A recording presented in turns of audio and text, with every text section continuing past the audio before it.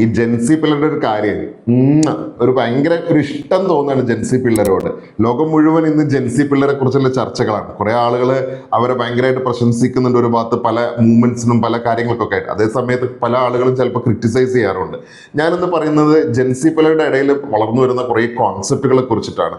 അതിൽ ഒരു concept fire fire fire എന്ന് പറയുന്ന ഒരു കോൺസെപ്റ്റ്. ഇത് ഫയർ എന്ന് കേൾക്കുമ്പോൾ ഒരു ഡേഞ്ചറസ് ഫയർ ആണെന്നൊന്നും കരുതണ്ട.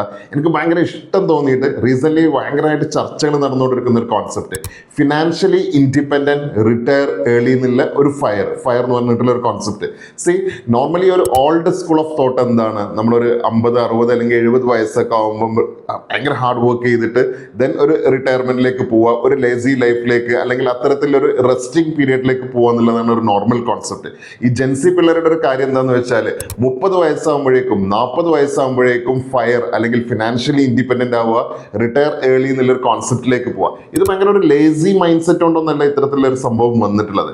ആക്ച്വലി അവരൊക്കെ ചിന്തിക്കുന്നത് എന്താ വെച്ചാൽ അഗ്രസീവ്ലി മണി ഉണ്ടാക്കുക, അല്ലെങ്കിൽ വളരെ സ്മാർട്ടായിട്ട് മണി ഉണ്ടാക്കുക, വളരെ സ്മാർട്ടായിട്ട് അതിനെ സേവ് ചെയ്യുക, വളരെ സ്മാർട്ടായിട്ട് അതിനെ ഇൻവെസ്റ്റ് ചെയ്യുക എന്നൊക്കെയുള്ള ഒരു കോൺസെപ്റ്റ്. അതായത് ഇൻസ്റ്റെഡ് ഓഫ് എന്താ പറയുക വർക്കിംഗ് ഫോർ മണി, ഒരു പർട്ടിക്കുലർ സ്റ്റേജ് എത്തുമ്പോൾ മണി വർക്ക്സ് ഫോർ ദം എന്നുള്ള സുന്ദരമായിട്ടുള്ള ഒരു കോൺസെപ്റ്റ്.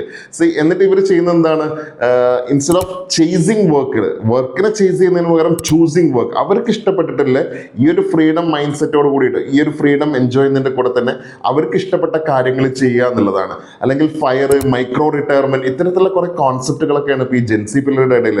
സി, വെറുതെ അല്ല അവര് പല ആളുകളെയും തന്ത വൈബ്, അമ്മാവൻ വൈബ് എന്നൊക്കെ വിളിക്കുന്നത്. സി, ഞാനൊരു ചോദ്യത്തോട് കൂടിയിട്ട്, ഈ വീഡിയോ കാണുന്ന ആളുകളോട് ഒരു ചോദ്യത്തോട് കൂടിയിട്ട് ഇത് അവസാനിപ്പിക്കുകയാണ്. തന്ത വൈബ് എന്ന് പറയുന്നോ അതല്ല വൈബുള്ള തന്ത എന്നൊക്കെ പറയുന്ന പോലെ, നിങ്ങൾ ജെൻസി ആയിക്കോട്ടെ, ഏത് ജനറേഷനിൽ പെട്ട ആളുകളായിക്കോട്ടെ, ഇത്തരത്തിലുള്ള നല്ല സംഭവങ്ങളും നല്ല കോൺസെപ്റ്റുകളൊക്കെ നമ്മൾ പറ്റുമെങ്കിൽ അത് എംബ്രേസ് ചെയ്യാൻ നോക്കുക. എന്തായാലും ഒരു ചോദ്യത്തോടു കൂടി ഞാനിത് അവസാനിപ്പിക്കുകയാണ്. നിങ്ങൾ എന്താണ് നിങ്ങളുടെ ഒരു റിട്ടയർമെന്റ് പ്ലാന്? ജെൻസി ഫയറോട് കൂടിയിട്ട് റിട്ടയർ ചെയ്യുകയാണോ, 30s-ലും 40s-ലും റിട്ടയർ ചെയ്യുകയാണോ, ഇനി അതല്ല ഒരു നോർമൽ 50, 60, 70s-ലൊക്കെ ഒരു റിട്ടയർമെന്റിലേക്ക്, ഒരു ഫുൾ റിട്ടയർമെന്റിലേക്ക് പോയിട്ട് ഒരു റെസ്റ്റിംഗ് പീരിയഡിലേക്ക് പോകണം? എന്താണ് നിങ്ങളുടെ ഒരു പ്ലാന്?